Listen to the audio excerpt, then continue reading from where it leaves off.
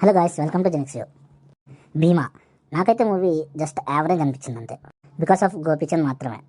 అంతేగాని సినిమాలో అయితే చెప్పుకోగలిగే విషయం అయితే ఏమీ లేదు. ఒక టిపికల్ పోలీస్ డ్రామా మూవీ లానే ఉంటుంది, విత్ సమ్ మైథలాజీ కనెక్షన్. ఇది స్టోరీ. మూవీ స్టార్టింగ్ బాగానే ఉందనిపిస్తుంది. స్టార్టింగ్ ఇంట్రడక్షన్ విలన్తోనే స్టార్ట్ చేస్తారు. తర్వాత అలా హీరో ఇంట్రడక్షన్ సాంగ్ ఉంటుంది. అలా వెళ్ళే కొద్దీ బాగానే ఉంటుంది. కానీ సడన్గా లవ్ ట్రాక్ పెడతారు. ఆ లవ్ ట్రాక్ అయితే నాకు అనవసరం అనిపించింది. ఈ మూవీలో మనకి ప్రెడిక్టబుల్ థింగ్స్ ఎక్కువ ఉంటాయి. నెక్స్ట్ స్టెప్స్ని మనమే ప్రిడిక్ట్ చేసేయగలం. కొన్ని సినిమాలు ఉంటాయి కదా, అతను మంచోడు అనుకుంటాం, కానీ ఫైనల్లో అతనే విలన్ అని తెలుస్తుంది. అలాంటి టైపే ఉంటుంది ఈ మూవీ కూడా. ఇంకా first half and second half గురించి మాట్లాడుకోవాలంటే, ఫస్ట్ హాఫ్ పర్లేదు, బాగానే ఉంది, ఒక నార్మల్ పోలీస్ డ్రామాలానే ఉంది. సెకండ్ హాఫ్లో మైథాలజీ అనేది కనెక్ట్ చేశారు, కానీ అది కరెక్ట్గా యూస్ చేసుకోవడం రాలేదనిపించింది.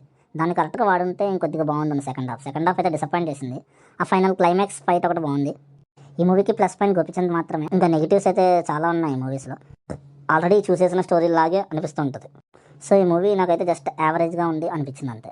ఈ మూవీకి నా rating 2/5 stars. Signing off జెనిక్స్ view.